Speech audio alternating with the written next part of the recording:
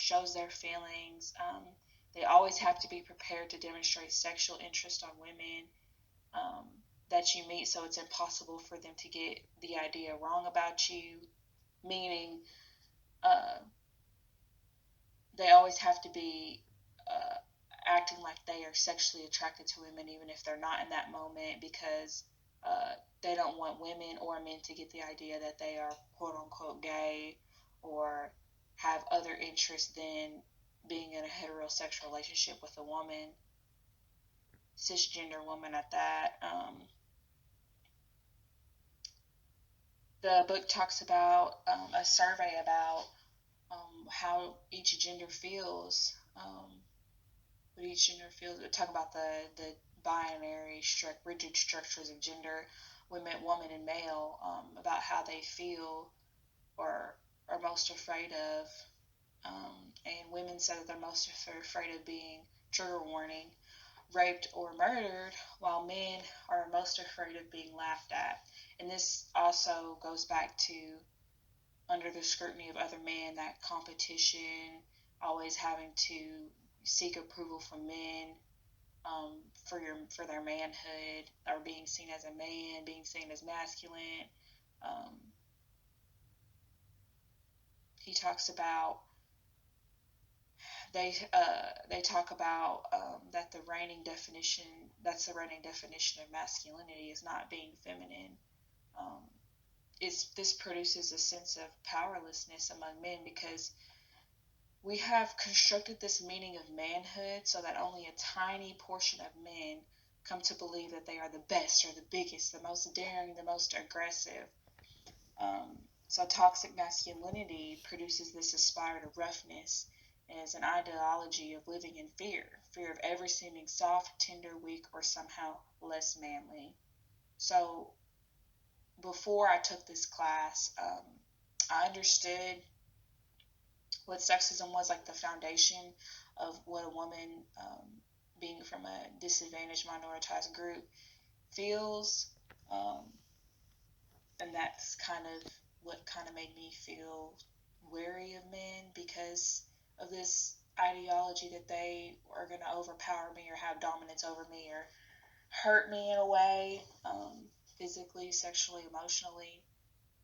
But looking at the male's experience and how men are competing against one another, and it opened my eyes to see that um, the pressure that men face to have to reach this ideal, not to limit the oppression of women at all, but just to acknowledge that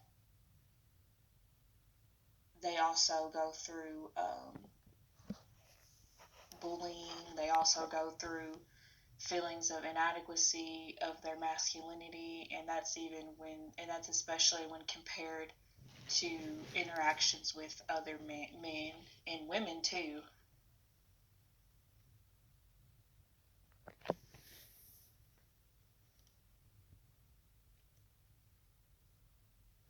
My personal biases, prejudices, and stereotyped attitudes and behaviors towards men have shifted.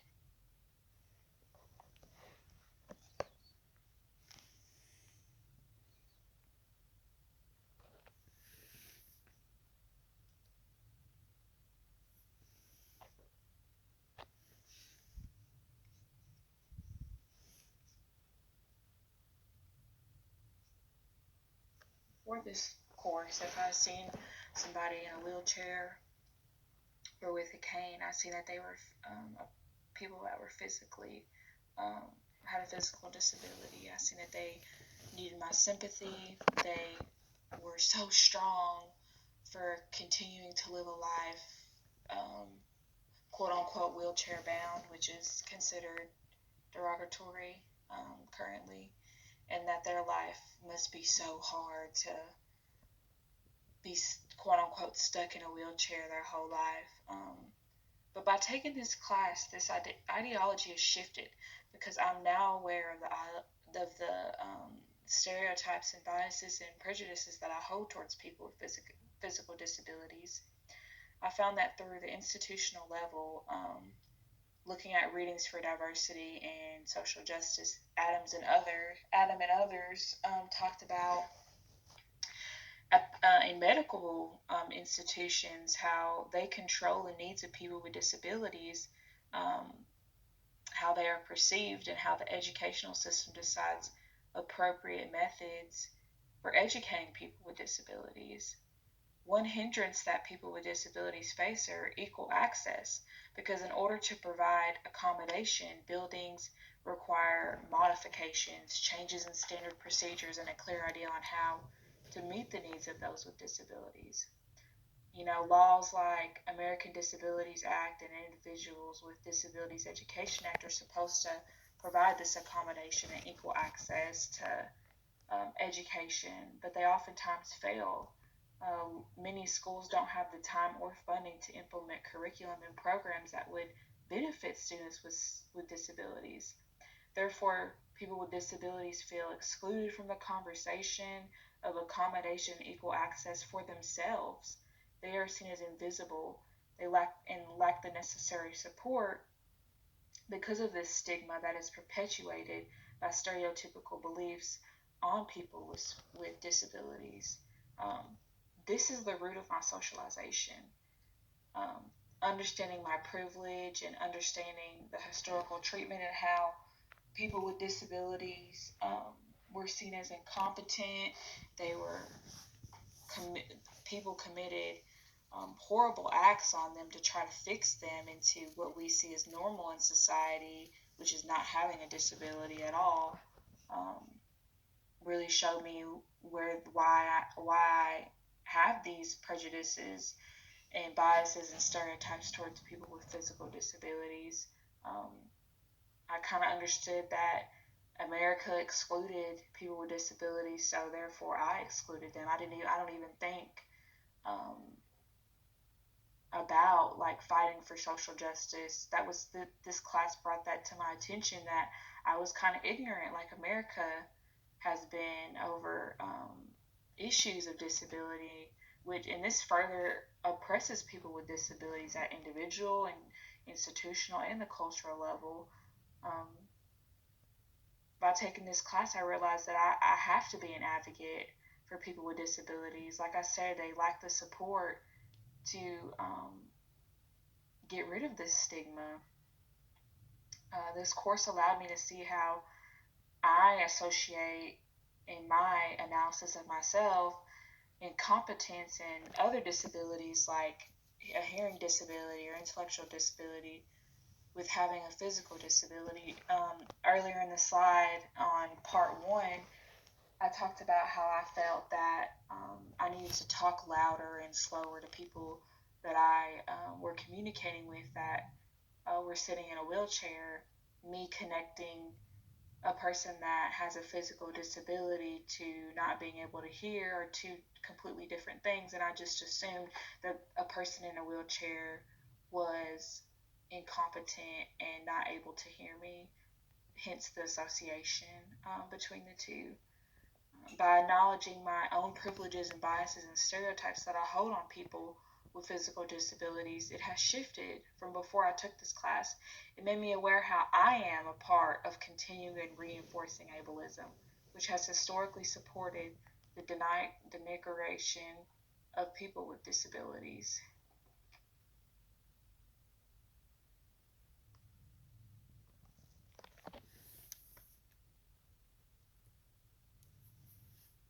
For this,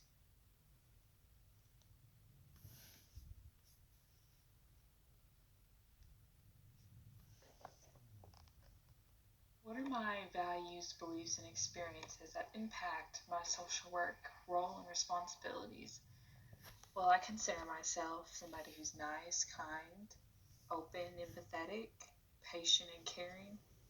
I believe that it is important to offer a caring and supportive and empowering environment for the people that I serve, especially during times of emotional distress or state of crisis. Um, I believe that making myself relatable in terms of my experiences will allow my clients to feel as though I understand where they're coming from and the hardship that they are going through. I believe that I have to allow myself and my client, even the people around me involved in social work field, to create space for people who do not always feel like sharing their experience or who are going at their own pace in changing and completing their goals. I believe that giving unconditional support to the people who you serve is extremely important because some look to social workers for advice and counsel, and we need to show that we can be trusted, that we are open for them to be vulnerable. It's important to not throw judgment onto people who are experiencing and making decisions that I personally would not make for myself, but we have to remain objective for the people we serve so we can help them make the best decision for themselves. I value hard work. I want my client to know that I'm always going to be fighting for their best interest. I don't want them to think that I'm somebody who just gives up when the going gets rough. I'm a big advocate for self-care because if we aren't our best selves, we are not going to be able to provide our best self to the people we serve and the people that we interact with. I find it important to address social inequalities in society to be able to get at the difficulties clients may face in their life.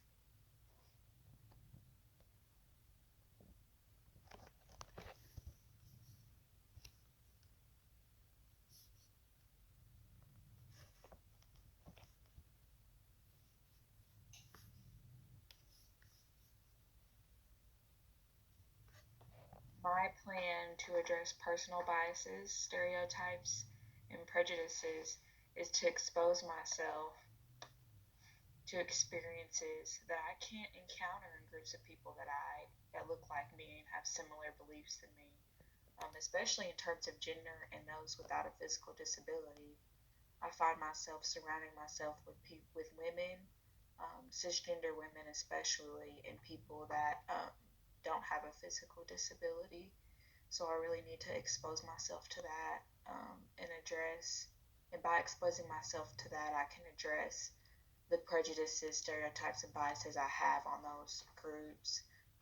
And then once I have exposed myself, I can um, think critically about why I feel the way that I do and my emotions, my thoughts, and where these stereotypes and prejudices and biases come from in my experience, and basically finding that I'm just ignorant and um, I just don't have any friends or anybody that not not family but friends or people that I'm around a lot that are males and people that have a physical disability. So those will really address those, and that's going to be my plan continuing after the class is to just stop myself and think critically and examine and get at the root of why I think the way that I do. Why did I just make that statement?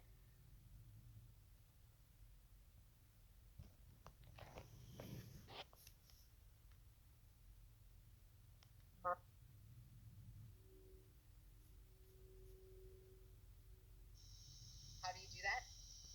How do you change the unexpected to the expected? Well, there are three things you can try.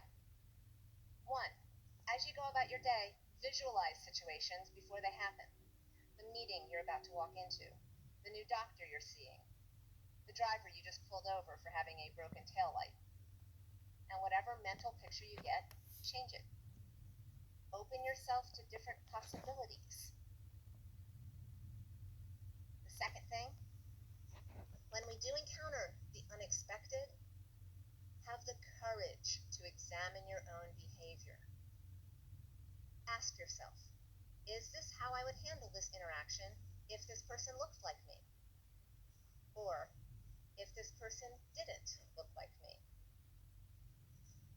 Third, make a conscious effort to expose yourself and your children and others to that which is currently unexpected and doesn't need to be. Hire the employees, patronize the businesses, vote for the candidates who have earned the position and are also challenging the norms. There are enormous and long-ranging consequences when we can change the unexpected to the expected.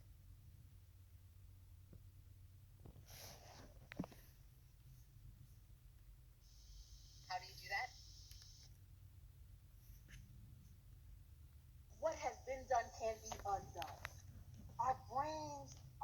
malleable. They're these incredible, um, even though my brain is farting right now, they are incredible.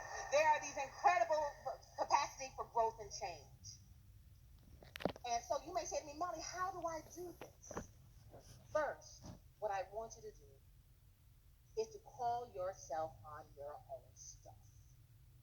When you're walking down the street, you see that person coming, you cross over to the other side of the street, call yourself on it. Ask yourself, why did I do that? What did that person do to facilitate that response from you? And then once you've done that, you start looking stuff. And I don't want you to think I don't understand it. This takes you being extremely self-aware. But once you do that, you start having these conversations with your family and friends. It's very easy to have these conversations in the nice, warm, fuzzy places of a TED Talk. But it's much more and it's much different to have it at your Sunday dinner with your mother-in-law. Okay? What we're looking for, we say we want to be better. But in order for us to have this better world we're talking about, we must be better ourselves and be better to each other. We have to move into what I call transformational activism. In order to create a world with equity, we must do some things. First, do your own personal work. 2, make some connections with people that don't look like you. 3, when you have privilege, use your privilege to create equity. And guess what? Many of you in this room have it. Use it. And 4, intentionally and deliberately engage in non-biasing activities. That means get out of homogeneous groups, get into some heterogeneous groups where not everybody's the same, and start learning some stuff. Take that stuff and share it with others. I want to leave you with some new language. Ubuntu. It's a Nigerian Bantu word that translates into the idea of I am who I am because of who we all are. And we are who we are because of who I am. It talks about the interconnectedness of us all. It is one step beyond I am my brother and sister's keeper. It is I am my brother and sister and they are me. I see you, I see myself. When you look at yourself next time, see.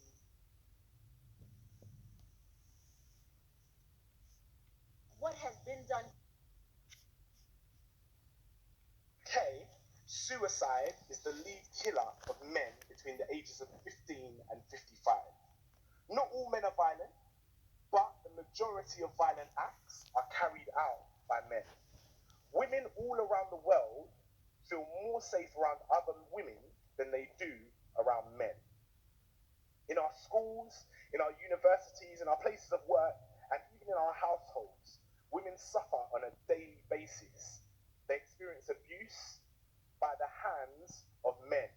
This stuff is not happening because of women. And so it's men's job to resolve these issues. Men need spaces to explore and express their emotions. They know that this man box is limiting and it's scary. They need to be able to opt out of things that are damaging, not just for women, but for themselves. And you can't just have the same conversation that we've been having about masculinity, where we talk about how it's toxic and how bad it is. The way we talk to men and boys about masculinity tends to be using a minimum standards approach. We tend to talk to them and say, this is what you have to do to not get in trouble. This is how you don't break the law. This is how you don't rape someone, or how you're not labeled as a sexual abuser or a harasser. But what we need to do is move to a discussion around positive masculinities. We need to talk about how men can have healthy and fruitful friendships and relationships, sexual or not sexual, romantic or not romantic. We need to move towards a new version of masculinity, one where we celebrate being a man and celebrate all of the good parts of being a man, but also one where we give men spaces to unpack all of the problematic messages that they have learned about what it means to be a man, and give them space to relearn what it means to be a man. Most importantly, we need to have the conversations. We need to give men space to do the work. It's a cliche phrase, we say it all the time, but in reality, men need time and help to unpack and unlearn unlearn all of those things that they have learned that are harmful and damaging to themselves and to others. And we need to have the conversations. Thank you.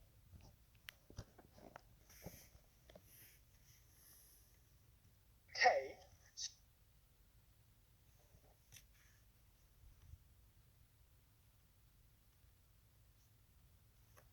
The 3 TED Talks that you watched really emulated what I need to do as somebody who is a part of a minoritized group and a part of an advantaged, privileged group um, in order to counteract or really address by ways that I maintain and reinforce oppression.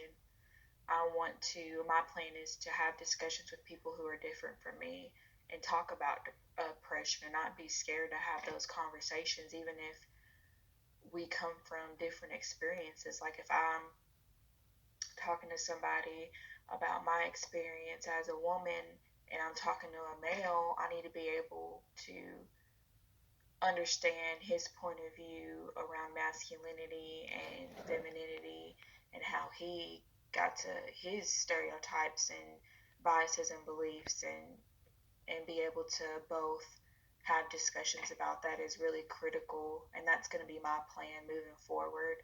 I also, my plan is to self-reflect on how I am privileged and advantaged in society.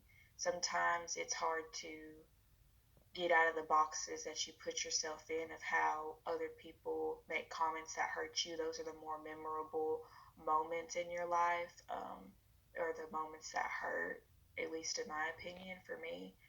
So it's hard to think about how you hurt other people if you're unconscious to it. So self-reflecting on how I am cisgender, I am straight, I'm non-denominational Christian, and I'm young, and that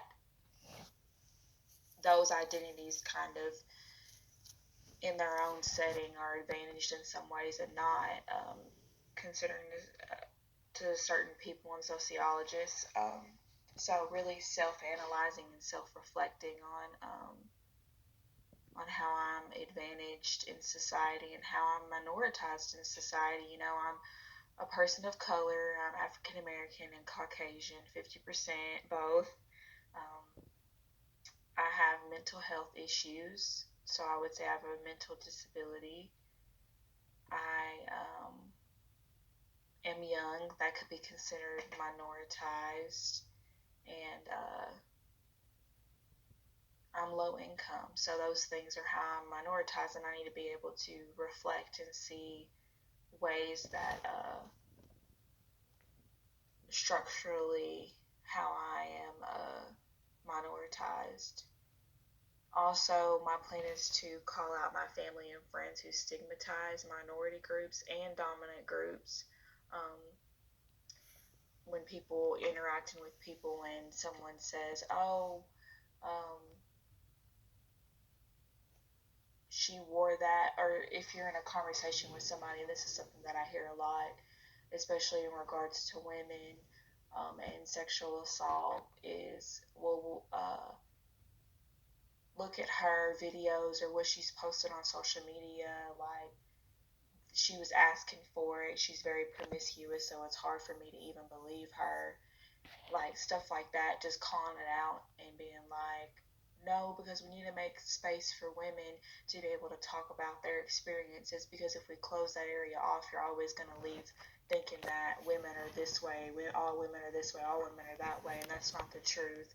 And that kind of closes your mind to thinking of why you think that way and why you hold those prejudices, biases, and stereotypes. I also plan to examine how social institutions like school, health agencies, and communities reinforce and maintain oppression, just looking at structural issues, economic inequality, social inequality, educational inequality, looking at how those continue to manifest and reinforce the stereotypes that people hold and the prejudices and preferring one group over another, how those continue to happen in our society.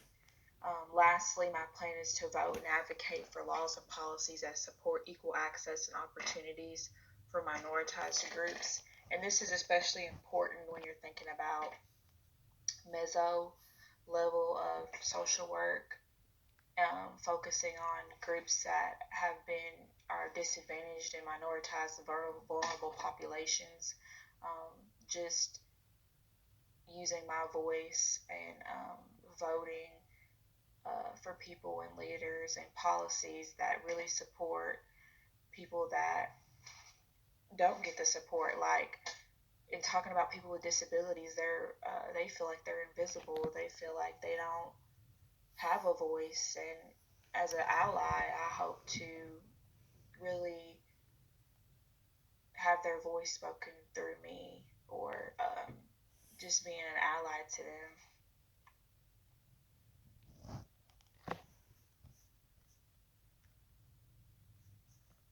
The 3 TED Talks that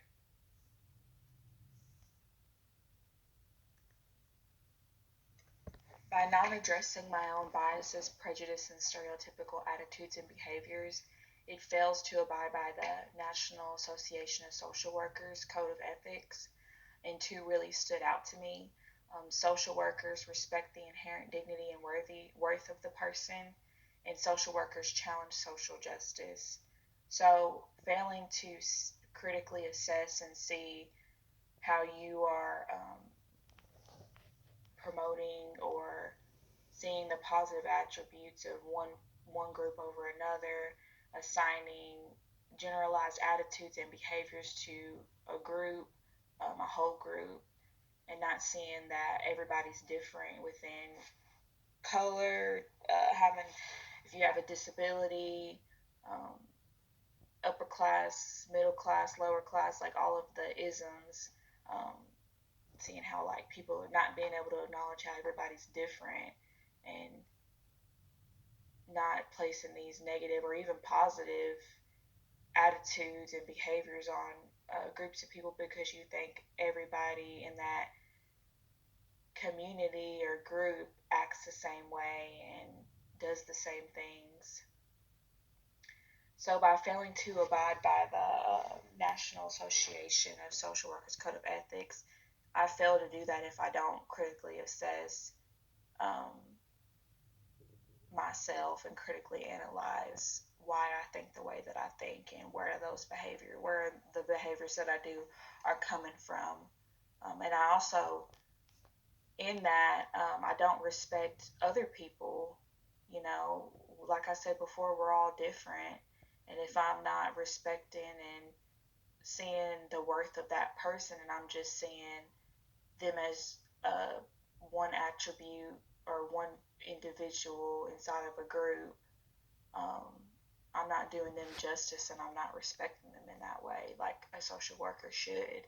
And I'm also not challenging social justice, because if I am not aware that anything is wrong with the way that I behave or the thoughts that I have, that I won't even see social justice. I won't see groups as needing help, because I'll just see, well, that's just normal for them.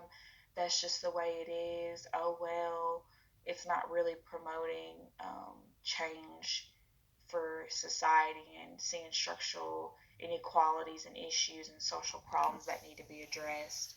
And, you know, that maintains and reinforces oppression of groups that are minoritized, that don't feel like they have a voice, and groups that are dominant, the ones that hold power and dominance. In intersectionality,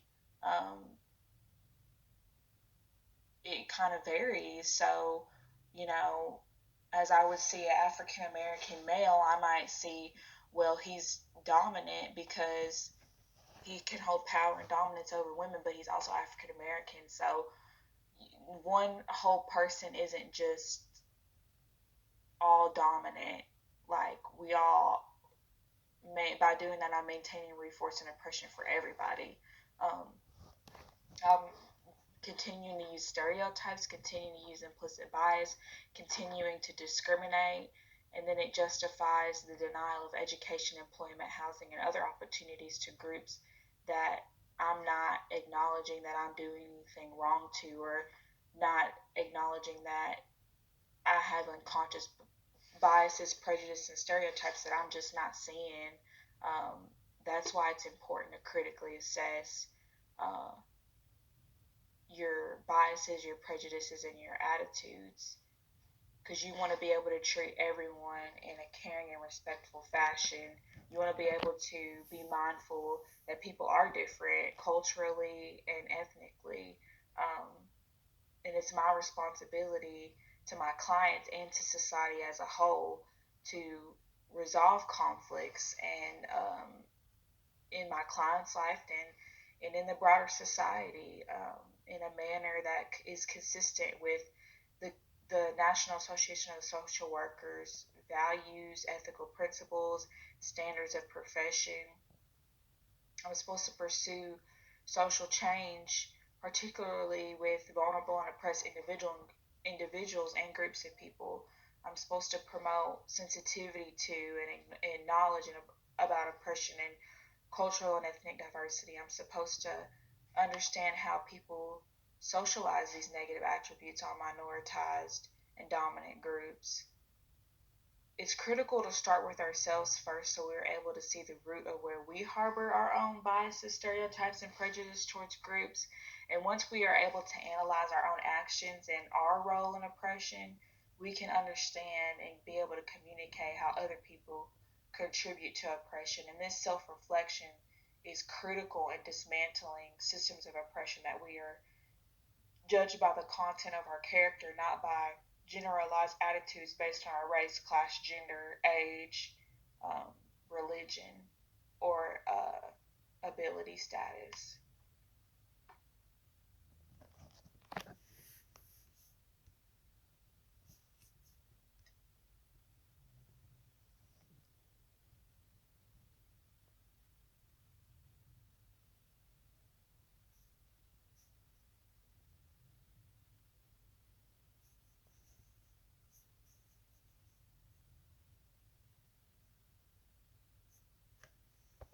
This part of the presentation will focus on my reflection and analysis on how I will integrate advocacy into my social work practice through the micro.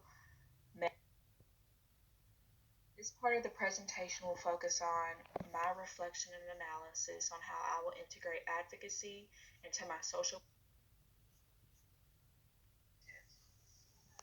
I was 13. I was testifying in a criminal trial where I was the victim of sex abuse. I'd been on the stand for a few hours, and the judge decided to take a break. He called the CASA's office, which stands for Court Appointed Special Advocate, and he asked for them to send someone in. So they did. I met her for a few minutes, and then court resumed. I was back on the stand. She held my hand, and there was no place for her to sit, so she just stood next to me. Her name's Jan Bryce, and she has held my hand since then.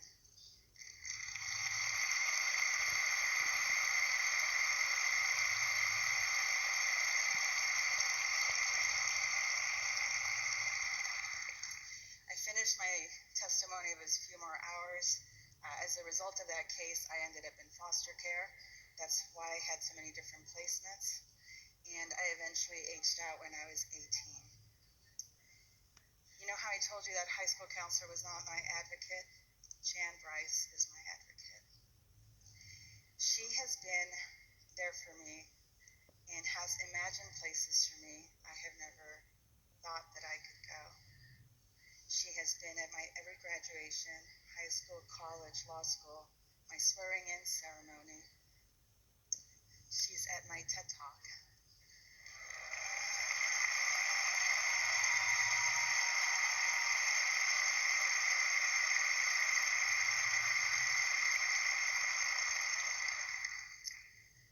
She has imagined these places for me and could see things for me, like I said, that I couldn't see. She could see me as a lawyer. She could see me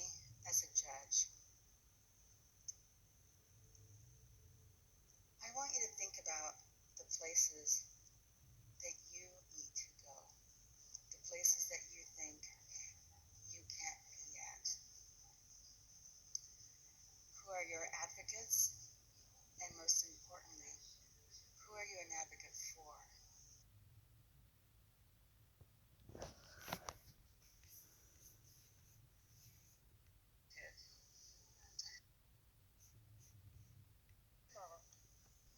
I joined with groups of people that shared my concerns.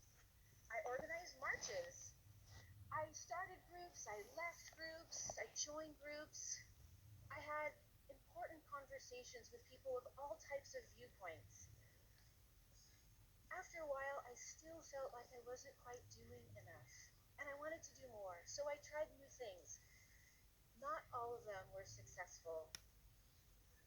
I went to Texas to join the Tar Sands Blockaders, a group of really committed, extremely disheveled, eco-anarchists living in the woods, trying to put a stop to this pipeline.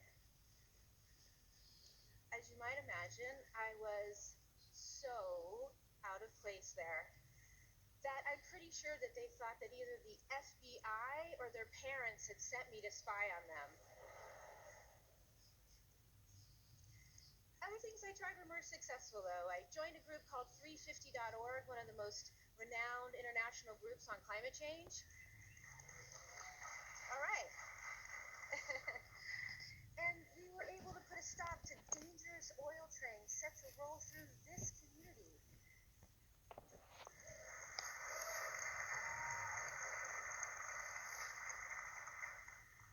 This came after years of organizing and dedicated work. All of this really in an attempt to get our elected officials to do the right thing.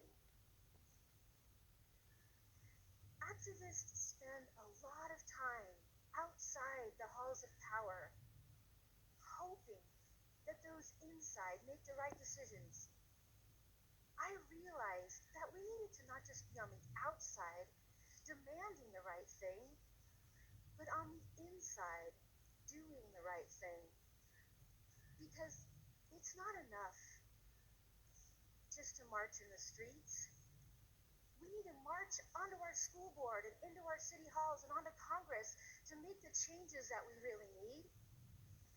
Because we need elected officials that care more about the next generation than they do about their next election.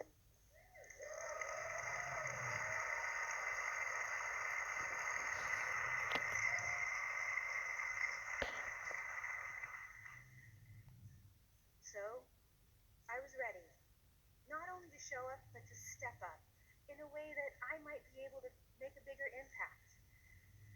And the 2014 state assembly race was my opportunity.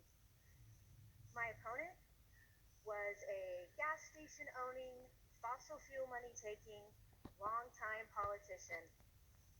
And I knew I didn't really stand a chance to win in the traditional sense. But I also knew this was a great opportunity to make a change. And I learned that it's really not political